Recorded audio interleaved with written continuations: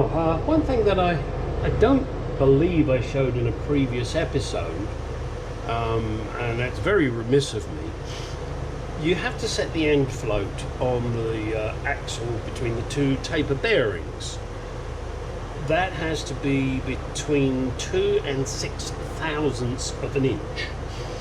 And my method for measuring may not be the best, but it works. I'm still using this tool, but I'm putting it upside down so that I'm actually resting on the center of the bearing, because then that will tell me the movement. Then with my rather strange setup here,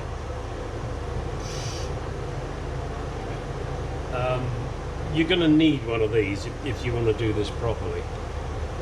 So then you turn the dial to zero-ish.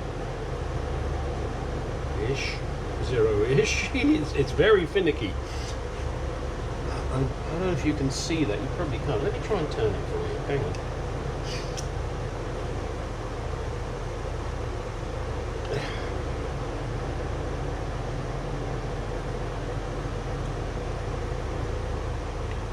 Let me just get this lined up. And this is essential, this magnetic piece here. Now, okay, let's turn again.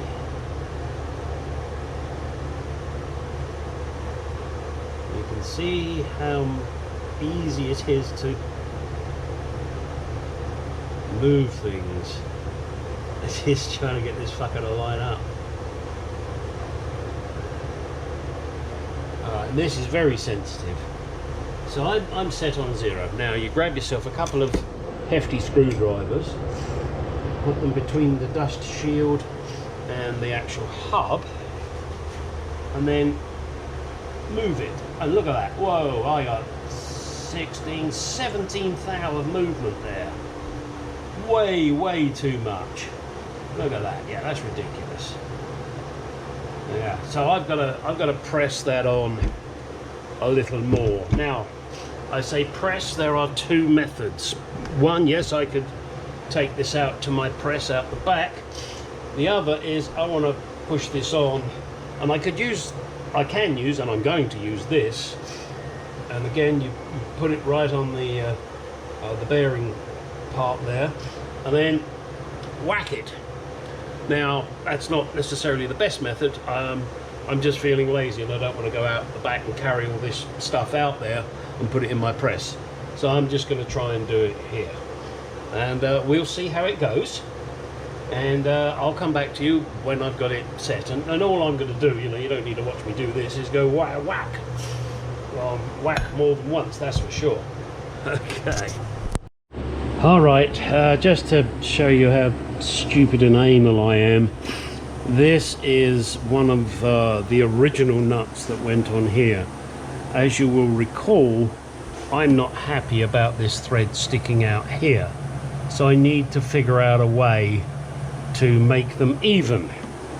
And I've taken this nut off, and what I intend to do is, with this nut that I've cut, I'm going to put it on here first, wind this nut on, lock them up, wind that nut out until I'm happy, unlock these, and then put this nut back on. Yeah, that's the plan. Let's see how it goes. Okay, I think it worked. As I said, I just got this old original nut, cut it so that I could use it as a locking nut, and now I've got, a thread showing there and a thread and a bit showing there. I'm much happier with that, and I'm sure the customer will be, rather than having a lot of thread there and virtually nothing here. Yeah, it's anal, I know, but what can I tell you? It's me, it's the way I do shit. So there you go.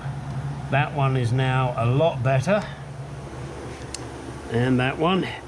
And my next task is to go back out to my press, make sure I've got the correct clearance on this. As I said, I think it's between 2 and 6 thousandths of an inch when you move it up and down.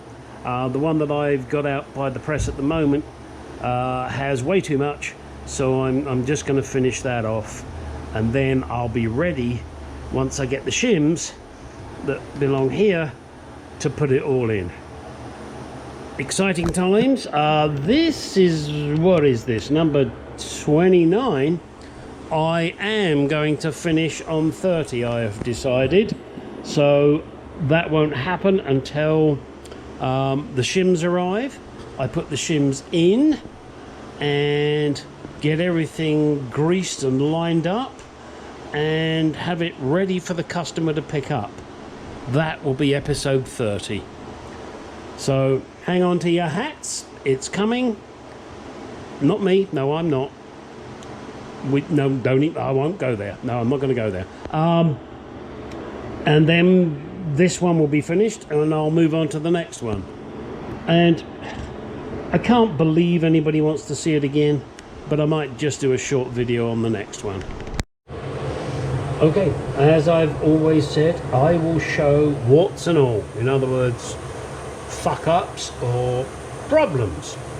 Problem I have here, I've just been out the back using the special tool that should push the bearing in.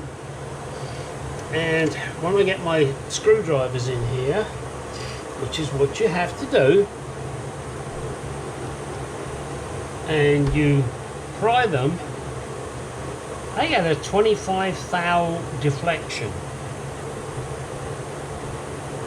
And then it comes back to 5 thou.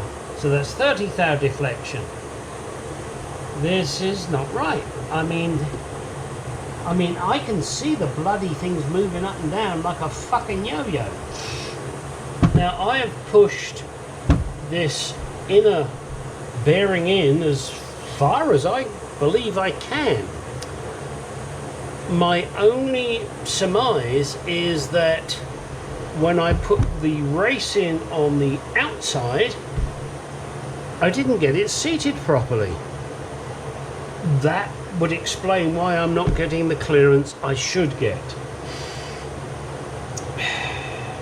So now, guess what I gotta do? Yep, you got it. Take it all apart, make sure I've got that race as deep as it will go.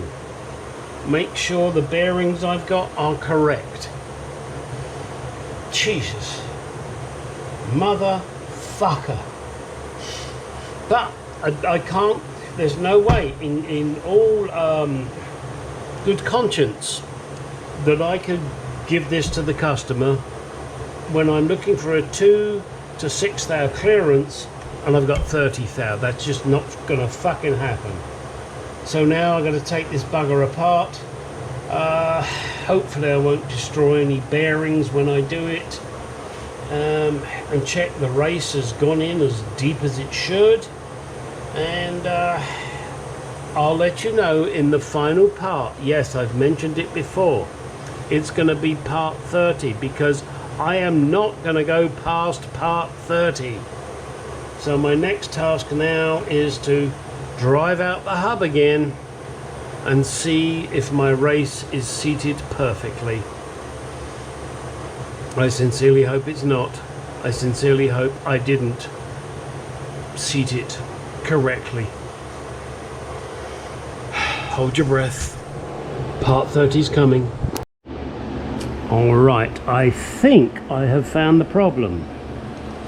This bearing is not on the shaft fully enough. It's got nothing to do with the races. They're on perfectly.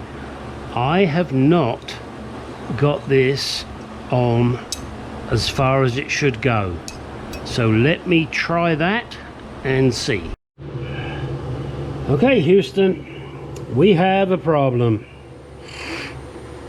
I have been struggling trying to get the clearance set on this. And I put it in my press and I press it down and it's good and tight. And then I come here and I put my dial gauge on it, and then I get a screwdriver, as you do for testing, to measure the end float clearance. Look closely what happens when I put a screwdriver in. See it? it raises up. It's not biting on the shaft. Why is it not biting on the shaft? Because the shaft is old and worn and the bearing is new.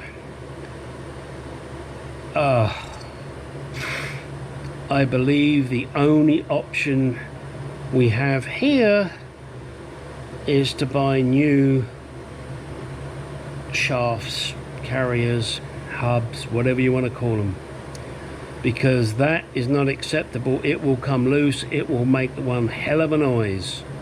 Now I know that my customer got this gratis, but I can't fix the impossible. Sorry. I'm gonna text him now and tell him, terribly sorry old chap, I think we should buy new hubs. Not this piece. I don't know what you call it. This piece. That bit there. Oh fuck. I hate this.